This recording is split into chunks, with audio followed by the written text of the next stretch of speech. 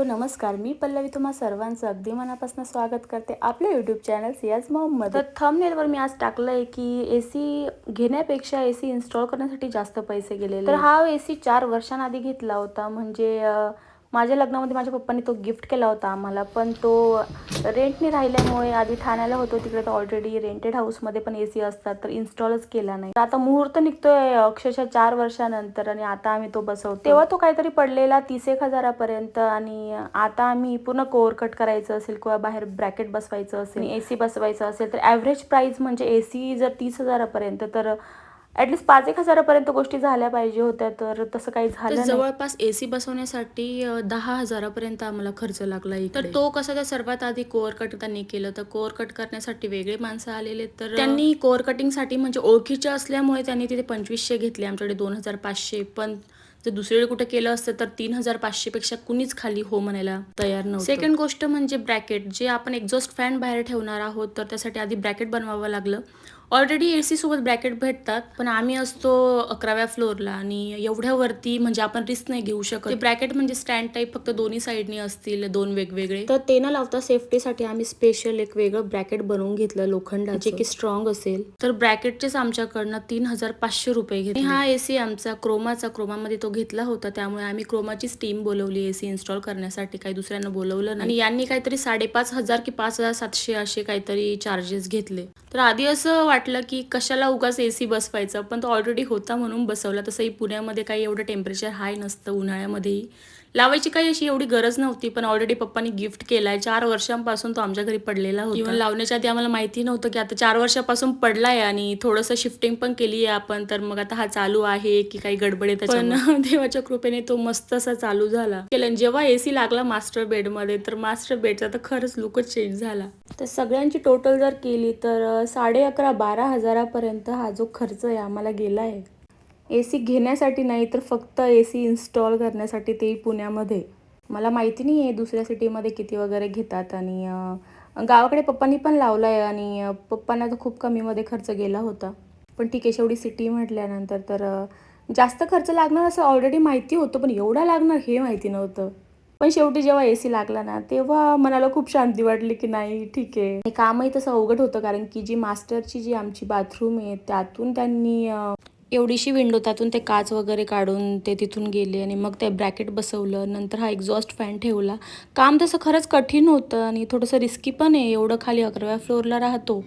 साधं वरून बघायला खाली भीती वाटते, पण ठीक आहे, त्यांचं कामही अवघड होतं.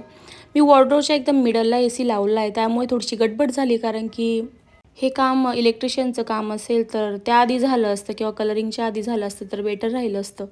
साईडला तो वायर दिसतोय तुम्हाला, तो मात्र शेजारच्या साईडला बोर्ड आहे, शेजारच्या भिंतीला म्हणजे, तर तिकडे लागला, तर तो जरा शो खराब झाला. पण ठीक आहे, प्रत्येक गोष्ट परफेक्टच होईल असं काही नसतं.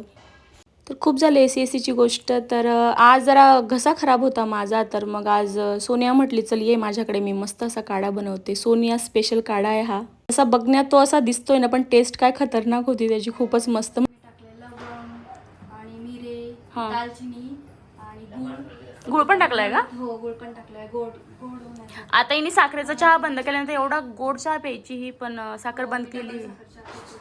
डबल साखर चहा. साखर वरतून साखर टाकून प्यायची, म्हणजे बाहेर जर घेतला तर वरतून साखर टाकून पित होती मी. बापरे बाप. गुळाचा चहा कशामुळे माहितीये? हा, कारण की साखर चांगली नाही ना.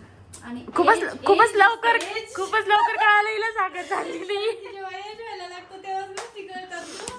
म्हणजे वाटलंच की काढा पितोय, तर काढाचं आपल्या डोक्यामध्ये जर नाव आलं काढा, तर असं वाटतं यार कडू वगैरे असेल. असं काहीच नव्हतं, मस्त असा काढा सोनियानी बनवला होता. मात्र बोलता बोलता रेसिपी अर्धीच सांगितली सोनियानी, पण अजून भरपूर काही टाकलं होतं तिने. तुळशीचे पानं असतील किंवा हळद असेल, अजून काहीतरी 2-3 गोष्टी तिने टाकलेल्या. तू कुठे जातेस? सांग ना, कुठे जाते? कुठे जातोय आपण? सिया सांगेल कुठे जाते. हेअरकट करायला चाललोय कारण की सोनियाने खूप मस्त हेअरकट केलाय.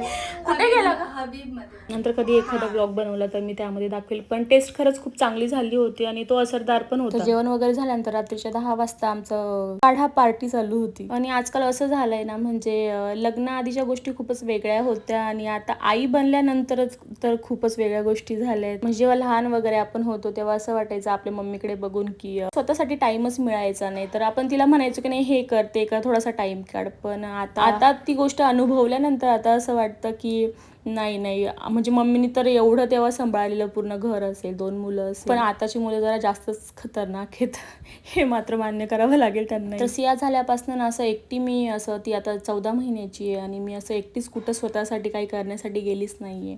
मग ते सलावून असेल किंवा दुसरी काही एखादी शॉपिंगची गोष्ट असेल, नेहमी यांच्यासोबतच जाते किंवा मम्मीकडे गेली असेल तर मम्मीसोबत जाते. तर खूप दिवसांपासून एक चांगला हेअरकट करायचा होता आणि सोनिया करून आलेली 2-3 दिवसांआधी. तिने हबीबमध्ये, इथेच आम्ही जिथे राहतो तिथे जवळच एक हबीब म्हणून आहे, तर तिथे खूप मस्त असं हेअरकट ती करून आलेली फक्त 199 मध्ये. म्हटलं चला आता सोनिया पण सोबत आहे आणि हे म्हटले चल जा, कारण सिया घेऊन एकटं मी कधीच कुठे जाऊ शकत नाही आणि मीच काय कोणीही जाऊ शकत नाही एवढं छोटं बाळ घेऊन, कारण की त्यांना सांभाळण्यासाठी कुणी ना कोणीतरी सोबत पाहिजेच असतं. हार्डली 15 मिनिट थांबल्यानंतर ती रडायला लागते किंवा तिला. तर हा होता माझा फर्स्ट एक्सपिरियन्स हा हबीबमध्ये. आणि 199 मध्ये त्यांनी फेदर हेअर कट केला, छान केलेला कट. मी ब्लो ड्राय केलं नाही कारण की त्याचे वेगळे पैसे होते, फंक्शनला पण जायचं नाही तर मग कशाला उगाच पैसे वेस्ट करायचे. तर असा होता आजचा दिवस. तर भेटू लवकरच, तोपर्यंत बाय.